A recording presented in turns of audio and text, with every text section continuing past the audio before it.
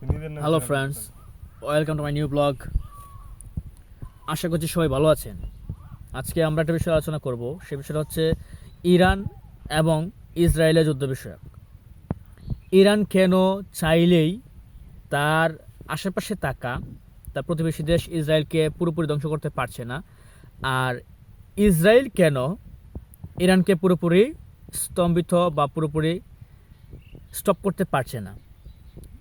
অনবরত ইরান ইসরায়েলের উপরে মিসাইল তারপর হচ্ছে ড্রোন হামলা চালিয়ে যাচ্ছে, বাট এখান থেকে একটা ব্যাপার লক্ষণীয় যে কিছুদিন আগে আমরা বুঝতে পেরেছিলাম যে ইরানের সাথে একটা যুদ্ধ হওয়ার সম্ভাবনা আছে হচ্ছে ইউএসএ। বাট ইউএসএ করছে কি, ইউএসএ ইসরায়েলের মাধ্যমে ইরানের উপরে হামলা চালাচ্ছে, কারণ মোটামুটি সারা পৃথিবীতে মোটামুটি সব দেশের মধ্যেই ইউএসএর হচ্ছে সামরিক ঘাঁটি বা আর্মি ক্যান্টনমেন্ট আছে। That's why they are very powerful from any other countries. বুঝতে পারছেন, অন্য দেশ থেকে ইউএসের সামরিক দিক থেকে শক্তিশালী হওয়ার কারণ হচ্ছে এটাই, কারণ পৃথিবীর অনেক দেশ, ম্যাক্সিমাম দেশের মধ্যে তাদের সামরিক ঘাঁটি আছে। তদ্রূপ হচ্ছে আপনার এই ইরান বা আপনার ইরানের দিকেও যে সামরিক ঘাঁটি ছিল, তারপর হচ্ছে ইরাকে ঘাঁটি আছে, তারপর হচ্ছে আপনার সৌদি আরব ঘাঁটি আছে। এখন বুঝেন, আপনারা একটা বিষয় চিন্তা করেন, আমেরিকা কখনোই তাদের দূষর কখনোই তাদের বিপরীত একটা কথা বলছে আমেরিকা থেকে, সেটা যে প্রতিবাদ করবে তাকেই তারা সরায় দেওয়ার চিন্তা ভাবনা করবে। এরকমটাই হয়ে আসছে। পূর্ববর্তী ইতিহাস ঘাটলে আপনারা ভাবেন সেটাই। দেখুন, যখনই আপনার ইরাকের প্রেসিডেন্ট সাদ্দাম, যে কোনো একটা বিষয় নিয়ে আমি সেটা বলতে যাচ্ছি না আজকে, আগামী অন্য কোনো একদিন আমরা সেটা আলোচনা করব যে কেন সাদ্দামকে আমেরিকা এত কারকট পুড়িয়ে তারপর হচ্ছে হত্যা করলো, বা কেন তাকে বিচারের আওতাভুক্ত করে তাকে অবিচারের মাধ্যমে হত্যা করলো। এটা নেক্সট কোনো ভিডিওতে আমরা আলোচনা করব। কিন্তু তার আগে আমরা জেনে নেই ইরানকে কেন হামলা করলো ইসরায়েলের মাধ্যমে। ইসরায়েল তাদের একটা বিশাল একটা স্বপ্ন নিয়ে বসে আছে, তাদের হচ্ছে গ্রেট ফিলিস্তিন বা গ্রেট ইসরায়েল গঠন করবে। গ্রেট ইসরায়েল বলতে আমাদের ইসলাম ধর্মে যারা অনুসারী আছেন, মুসলমান যারা আছেন বা খ্রিস্টান যারা আছেন, আমরা সবাই জানি যে পৃথিবী কিয়ামতের আগে দাজ্জাল আসবে। দাজ্জাল হচ্ছে আপনার ইসরায়েল বা ইহুদিদের মাসিহা, ইহুদিদের দেবতা, এরকম তারা মনে করে আর কি। একচোখা দাজ্জাল আসবে। তো এই জন্য তারা হচ্ছে গ্রেটার ইসরায়েল গঠন করতে যা যা কিছু করার দরকার সেই সব কিছু করতেছে। এখন আসেন, আমেরিকা কেন ইরানকে হামলা করলো? এখন আবার হামলা করে যুদ্ধে মাঝ পর্যায়ে এসে আমেরিকা কেন বলতেছে যুদ্ধ না, শান্তি চাই, আপনারা শান্তি বজায় রাখুন, আপনারা যুদ্ধকে আপাতত স্টপ রাখেন, বন্ধ রাখেন, আমরা বিচার বিবেচনায় আসি, দেখি কার দোষ কার গুণ। এরকম কেন বলতেছে আমেরিকা? ডোনাল্ড ট্রাম্প কেন যুদ্ধে শুরু করার পরে কেন হঠাৎ করে পিছিয়ে গেল?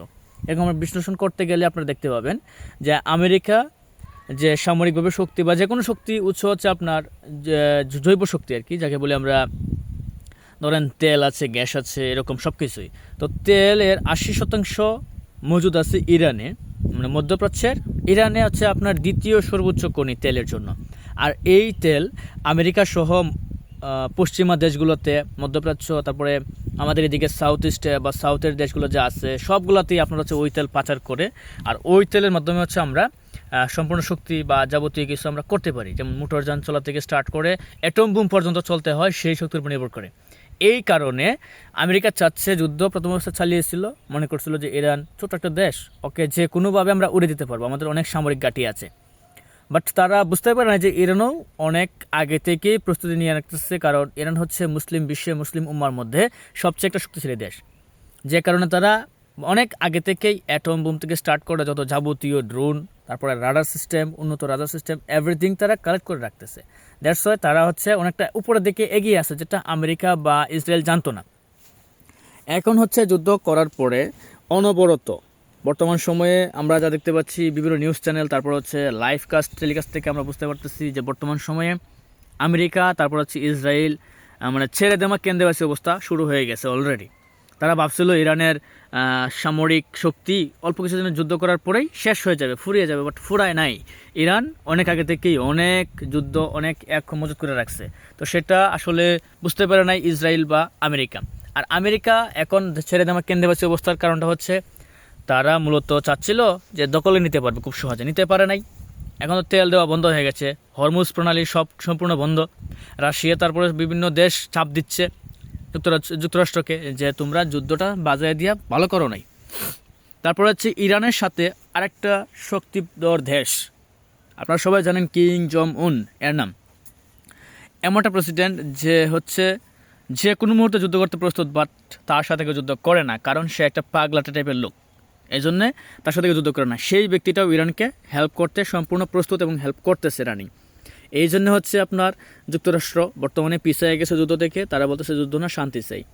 আর ইসরায়েলের যে একটা অবস্থা হয়েছে, করুণ অবস্থা ভাই, সম্পূর্ণ সামরিক ঘাঁটি থেকে স্টার্ট করে স্কুল কলেজ, মানে সাধারণ জনগণের বসতবাড়ি পর্যন্ত হচ্ছে মিসাইলের সম্মুখীন হইতেছে, এবং ইরান থেকে অনবরত মিসাইল ছাড়তেছে, কোনো সময় সেটা আপনার হচ্ছে স্টপ করতেছে না। বারবার যুক্তরাষ্ট্র রিকোয়েস্ট করতেছে যে আসেন আমরা বসি একসাথে, একটা সমঝোতা করতে পারি কিনা, বাট এরকমটা হবে না। ইরানও ভালো মতো বুঝে গেছে, যখন সর্বোচ্চ নেতা আয়াতুল্লাহ খামেনি মৃত্যুবরণ করলেন বা শহীদ বরণ করলেন, তারপর থেকে স্টার্ট করে দিচ্ছে তারা হচ্ছে অনবরত প্রতিশোধের বার্তা, যাকে বলা হয় প্রমিস 4, মানে প্রতিজ্ঞা 4। এইটা স্টার্ট করে দেওয়ার পরে হচ্ছে এরপর থেকে আপনার ইসরায়েল এখনও মনে করেন মোটামুটি কাবু হয়ে গেছে। ইনশাল্লাহ আগামী যদি 5 থেকে 7 দিন যুদ্ধ অনবরত চলতে থাকে, তাহলেই একটা পর্যায়ে এসে তারা সম্পূর্ণ দমে যাবে ইনশাল্লাহ।